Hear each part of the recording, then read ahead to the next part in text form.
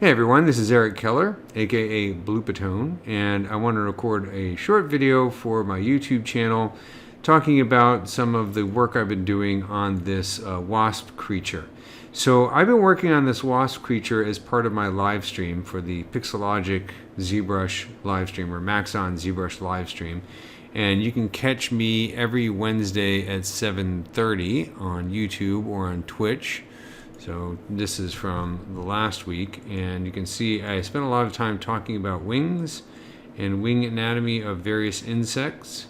So I thought it was a really nice live stream. I was very happy with it.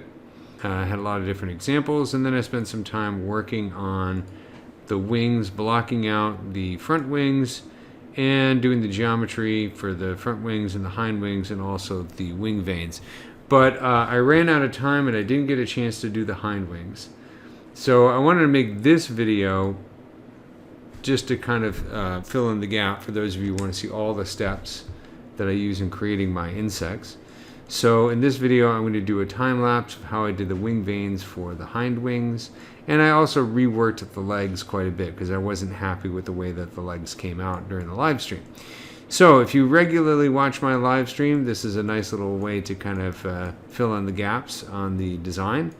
And if you haven't watched my live stream and you want to see how I created this from the beginning, you can always check out the ZBrush channel on YouTube and look at my previous live stream. You can check it out here. This is what it looks like. Usually insect-inspired creature design with Eric Keller.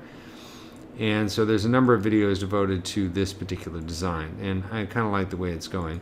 So you can see this is sort of where it's going, and you can see there's a nice lively chat going on. So it's been a fun live stream so far. So take a look at this video. You'll see a nice time lapse of the hind wings, how I did the wing veins, as well as the legs. Okay, so I'm going to approach the hind wings the same way I did the fore wings. So that means first I'm going to work on the topology. So these are kind of inflated double-sided pieces here. So I'm going to use the polygroups menu and do group front just to group the tops. So now I have a group for the top and a group for the bottom. I'm going to use group loops to create a polygroup that goes between those two, so I have a nicer edge there. And then I'm going to delete or hide the bottom polygon faces and then delete hidden to get rid of them. Use the gizmo to flatten down the geometry. And then I'm going to use ZRemesh to create a new topology. So I'll set this to half, and I'll just step down half at a time just to see what the topology looks like. It looks pretty good. If I go into the display settings and turn off double, you can see it's just a single-sided surface. So the underside is invisible. I'm going to use the Z Modeler tool to extrude out that border edge just so I have a nice edge loop that goes all the way around. And then I'm going to subdivide the surface and then get ready to start painting out the design for my wing veins. And it's the same thing I did for the front wing. So I'm going to choose the paintbrush, turn on polypaint for that hind wing subtool, and set my colors to black and white. Take a look at my reference here real quick. So I'm working on the hind wing, that's the smaller wing there. And I'm going to go into, well, I'll play with the settings here. So I'm going to set the focal shift to minus 100, and then increase the lazy mouse radius so I have a nice smooth stroke. And I'm going to start painting my own sort of hind wing vein design. So I have my my reference on my other monitor, so I am looking at the reference while I do this, but again, this is also an insect I'm making up. I'm changing the tablet pressure settings so that as I release I have less pressure on my Cintiq, the stroke gets smaller, but I also set the polypaint intensity, the RGB intensity, so that it's always the same amount of strength no matter how hard I press on the Cintiq. So then I get a nice elegant stroke that doesn't necessarily fade out in intensity, but does get a little bit smaller as I release the pressure, so I get a nice elegant kind of taper to that. And I'm kind of just playing with some ideas here based on my reference and seeing something that's maybe consistent with the design I have on the front wings. So once I have a polypaint design that I like, I'm going to use the masking menu to convert that polypaint into a mask, and I'll do that by mask by intensity, not mask by polypaint, but mask by intensity. So that looks pretty good. So I'll go down here to the masking sub palette, find mask by color, and choose mask by intensity, and then I'll turn off polypaint I'll do it one more time because it didn't quite take. Okay, turn off poly paint. You can see there's the mask. And I'm going to touch up the mask just a little bit using the masking brush. I think that works pretty well. And then I'm going to go to the subtool palette, very bottom, find the extract menu, and start playing with the extract setting. So hitting the extract button, you get a preview. So I'm adjusting the thickness until I get a thickness that works. I think that works pretty well. And I'll hit the accept button, which then turns it into its own subtool. And I'm ready to start sculpting on this. So now I have geometry based on that painting that I did on the hind wing.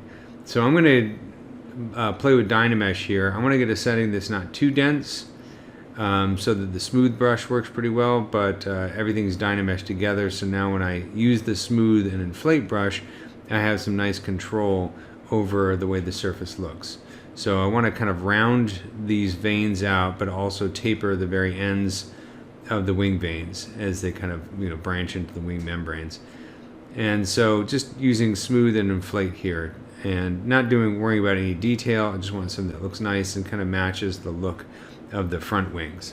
So I think that looks pretty good. Just doing a little bit more touch up with the inflate brush.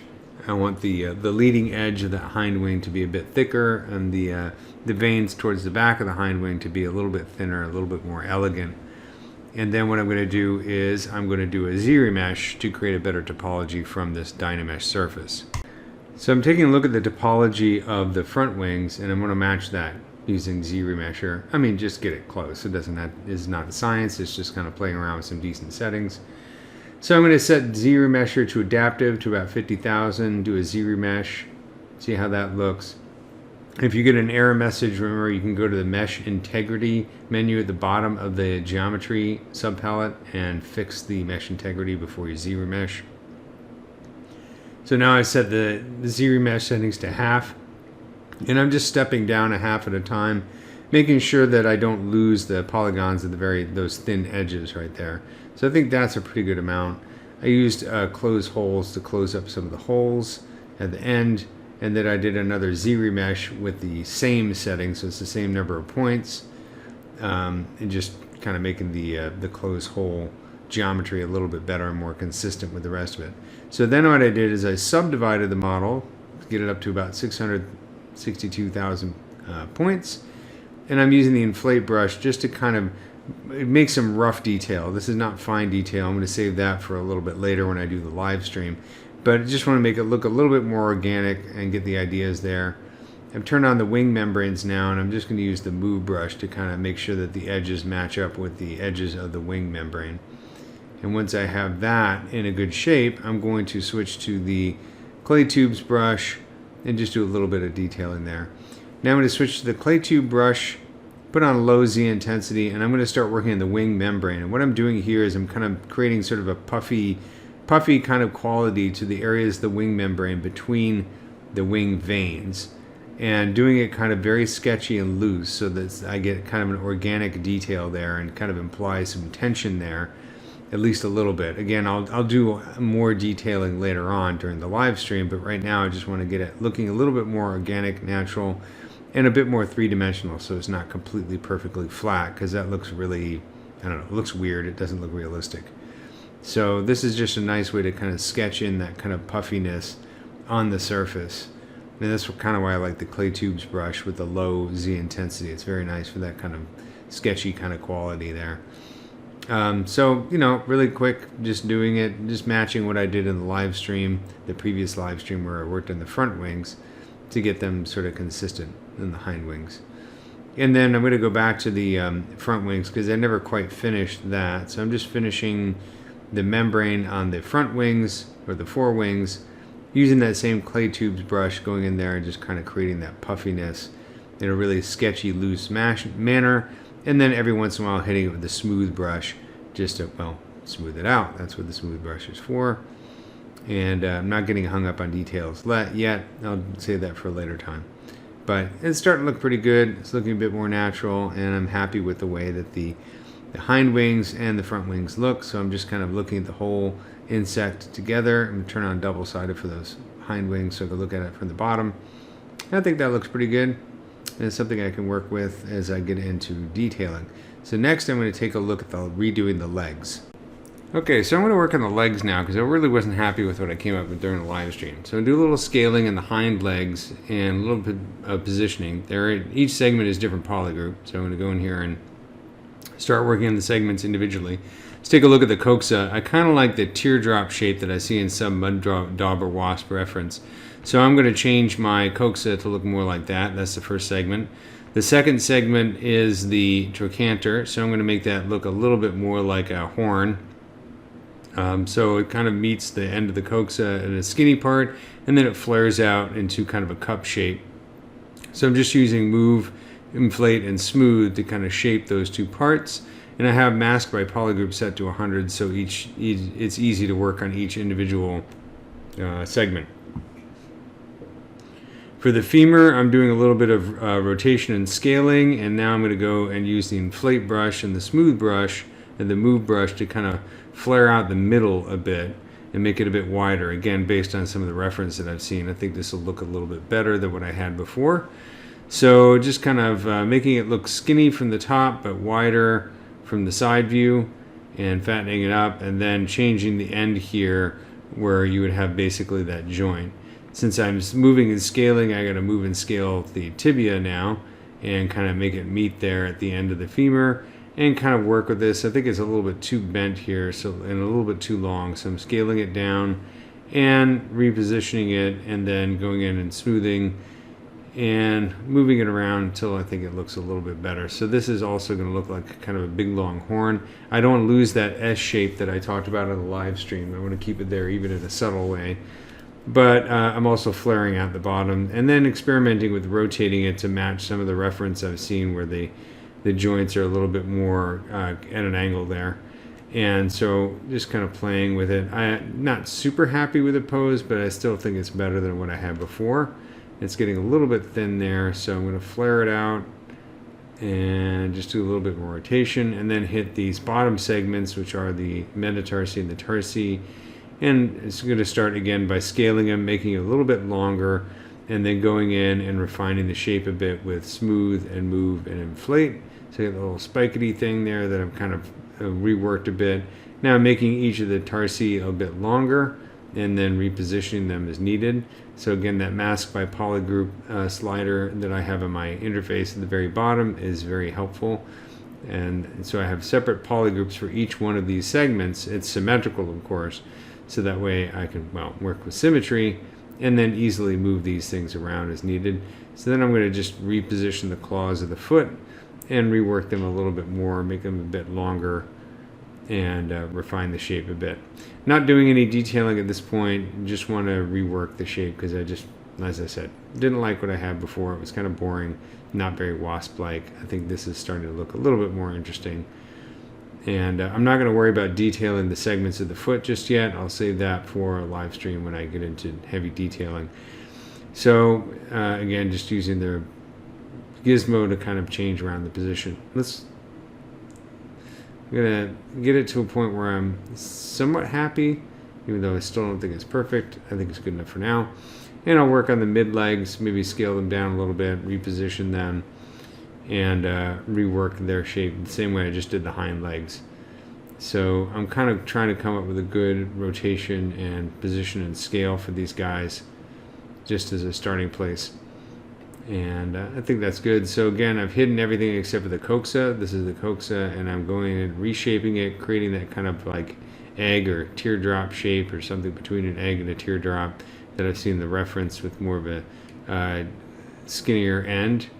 And then again, hiding the other segments. I'm going to take the trochanter here and get that to fit in, make it a bit more cup-like, but also add kind of a taper at the end. So it just looks more interesting and more wasp-like, more elegant. What I had before was kind of boring. It's getting there. I fidget a lot with the move and scale and rotate, just trying to come up with something that works well. And again, not worrying about any detail at the moment. And just closing it up.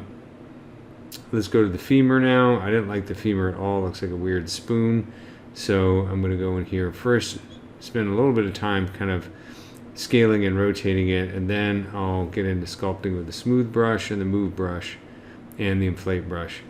And I'm going to also fatten up the middle there And then I kind of like, you know, the end here, I do like this kind of cup at the end, but I didn't like the way it looks. So I'm going to make this look a bit more like a bee or something like that. A bee, bee's knees are actually kind of cool. So I'm going to add this kind of like 3-prong spiky thing at the end of it, right where the joint meets it, just to make it look more interesting. And I'll probably refine that when I get into detailing later on. So now I'm taking the tibia and just positioning it so it meets there, and again, just going to do a little bit more refinement, make it more like a flared or trumpet-like kind of shape, and just work on the end there, that sort of cup where the other segments meet with it at the joint. And then again with the tarsi, I'm going to do some scaling, make them a little bit longer, a little bit skinnier, and then play with the rotation. I'm just hiding the wings so it's easier to see what's going on. And I'm going to kind of just rotate those joints a little bit, see if I like that. It's okay, but you know, it'll get better as I put in the detailing and play around with the pose a little bit more. The pose is not my major concern right now. It's mostly just the shapes of the leg that I'm worried about. So again, using mask by polygroup so that I can move these things around and start to refine their position relative to the other joints of the leg. So enclosing this up a little bit. I think that's a little too skinny. So it's a little bit of a war here, trying to get the right shape as well as the right thickness. I like it to look skinny, long and skinny, because it's very elegant and wasp-like, but I don't want to take it too far.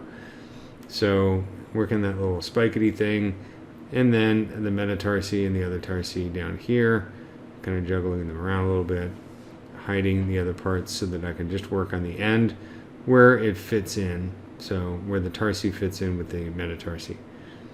I'm sure I'm pronouncing it wrong. It's also Latin, and I can never remember if the plural is tarsi or tarsus or whatever, so I'm just going to go with tarsi. So if there's any ancient Romans out there, you can give me a hard time later on. Okay, so now it's just a matter of refinement, just like I did before, going through each piece and just making it kind of look like that kind of cup, that flare, kind of like a flower shape. And then I'm going to play with the rotation of the scale a little bit, and the parts of the foot, just blocking them out now and getting them into position, and I'll worry about detail later. These are going to be very small in the final model, so I don't have to go totally crazy on detail unless I'm going to do an animation that features the foot for whatever reason. But I think this works for now. So the good news is that once I finish getting the foot into position and fix some of the mangled tarsi here, getting everything looking good, I'm just going to duplicate the mid legs completely and use that for the front legs rather than redoing the front legs separately, because the front legs and the middle legs are similar enough. You know, when I get into a detailing phase, I'll add some differences there so that they don't look like exact duplicates, because that's kind of boring. But for the general basic shape, I can definitely take advantage of some duplication here. So once those are in a decent position, I will duplicate that subtool. I'll delete the original front legs. I can do some renaming here, and then move that duplicate of the mid legs to the front position, do some scaling, rotation. They should be a little bit smaller than the mid legs. It's different for each species of wasp. So in my particular case, since I'm making this one up, I'm going to make the front legs a little bit smaller than the mid legs, but for the most part they're going to be kind of similar geometry, and just kind of manipulating the position there, and then finally examining my work, and I think it looks pretty good. Okay, so here's where I'm at the end of this sculpting session. I'm not crazy about the pose at the moment. I'll fix that. Let's see, I think let's take a look at the mid legs here. So I just use the gizmo, alt click on the rotation here, and just see if I can rotate these down a little bit better. And maybe back like that. I'm not crazy about the fact that they're crossing the hind legs, so alt click on the hind legs and reposition the gizmo here. Maybe rotate that up a little bit more. Let's turn off perspective, so make sure that's symmetrical. And I think what I don't like is this rotation here. So Control Shift click on this, this, and this, and then just invert the mask and go over here to that knee joint between the femur and the tibia, and let's just rotate this out like this for now. Okay, that's pretty good. Let's do that for now. And but I like the shape of the legs much more. They kind of work with the rest of the Wasp much better. So in the next live stream, I'm going to work on detailing, starting with the head and getting into the fine detail, which is always my favorite part. You know, and it also affects the overall design. I'll come back and revisit some of my design choices and see if they need to be changed now that I have all the basic forms worked out. So, hope you enjoyed this little quick resculpt of the legs and also finishing the hind wings.